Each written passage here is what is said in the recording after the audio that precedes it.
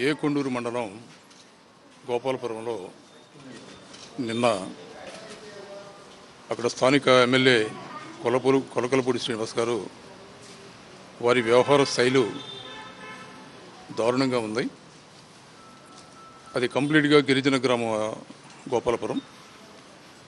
ఆ గ్రామంలో భూక్య కృష్ణ అనే ఒక గిరిజనుడు వారి అన్నదమ్ములకు సంబంధించినటువంటి భూ వ్యవహారంలో అనవసర జోక్యంతో స్థానిక ఎమ్మెల్యే ఆయన అనుచిత ప్రవర్తన చాలా దుర్మార్గంగా ప్రవహించారు. ఆయన ఆ గ్రామంలో ఒక సీసీ రోడ్డు వేయడానికి అన్నదమ్ములకు సంబంధించినటువంటి భూమిలో వివాదం నెలకొంది. గత కొన్ని సంవత్సరాల నుంచి ఆ భూమికి సంబంధించి పంపకాల విషయంలో చిన్న వివాదం ఉంటే ఆ వివాదాన్ని గ్రామ పెద్దలు పరిష్కరించి ఏదైతే సీసీ రోడ్డు వేయవలసి వస్తుందో ఆ సీసీ రోడ్డుకి కేటాయించిన భూమి పోగా మిగిలిన భూమిని అన్నదమ్ముల బిడ్డలకి సమానంగా పంచాలనేటువంటి గ్రామంలో ఉన్నటువంటి పెద్దలందరూ తీర్మానం చేశారు. ఆ తీర్మానం ప్రకారం కృష్ణ దానికి ఆమోదించి ఆ సీసీ రోడ్డు వేయడానికి అంగీకరించాడు. సీసీ రోడ్డు కంప్లీట్ అయిపోయింది.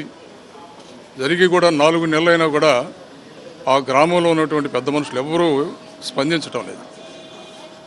దాని మూలంగా అన్నదమ్ములు ఇరువురు అటు ఇటు కంచి వేసుకున్నారు. ఆ సమస్య పరిష్కరించమని వాళ్ళ గ్రామంలో ఉన్నటువంటి పెద్దలను కోరుతున్నారు. ఈ సందర్భంగా నిన్న ఆ గ్రామానికి ఓ కార్యక్రమానికి విచ్చేసినటువంటి శాసనసభ్యులు కొలకలపూడి శ్రీనివాస్ గారు అనవసర జోక్యంతో ఆ గ్రామంలో ఉన్నటువంటి రాంబాబు అనే వ్యక్తి ఎమ్మెల్యేకి చెప్పడంతో ఎమ్మెల్యే అనవసరమైన విషయంలో ఏలుపెట్టి అక్కడికి వెళ్ళి ఆ గ్రామంలో ఉన్నటువంటి కృష్ణ భార్య చంటిని, ఆయన కొడుకు గోపీచందుని అందరినీ గట్టిగా కొట్టి కింద పడేసి కాలుతో తన్ని జుట్టు లాగేసి చీర లాగేసి చాలా దుర్మార్గంగా వ్యవహరించాడు. ఆయన అది చాలక వాళ్ళ ఇంటి మీదకి దాడికి వెళ్ళి ఇంటి తలుపులు కూడా బద్దలు కొట్టేసి లోపలికి వీళ్ళని బంధించే కార్యక్రమం చేశాడు.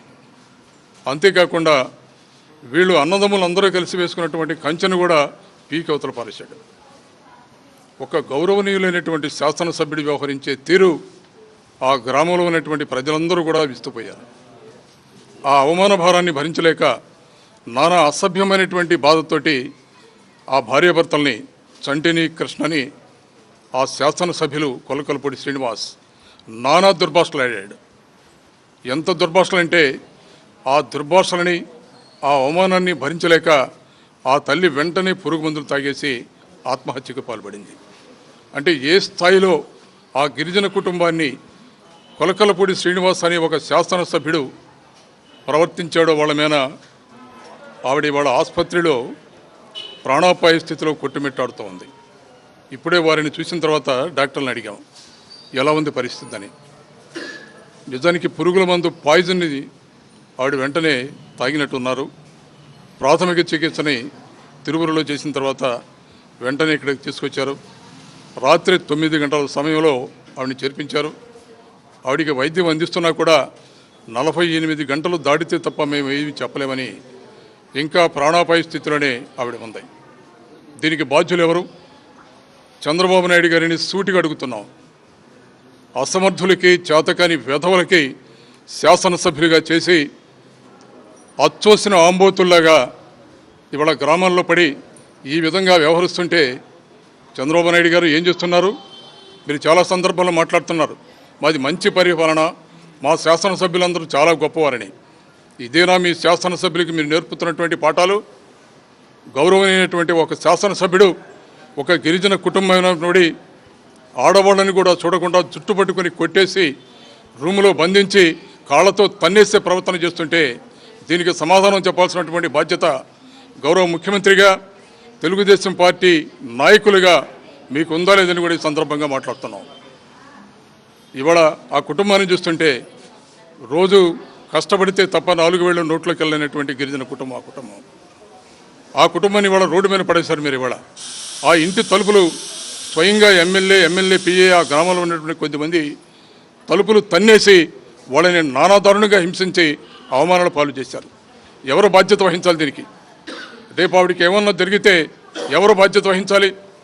శాసనసభ్యుడైనటువంటి కొలకొలపూడి శ్రీనివాస అలాంటి వ్యక్తిని శాసనసభ్యుడిగా చేసినటువంటి ముఖ్యమంత్రి చంద్రబాబు నాయుడు గారిత ఎవరిది బాధ్యత?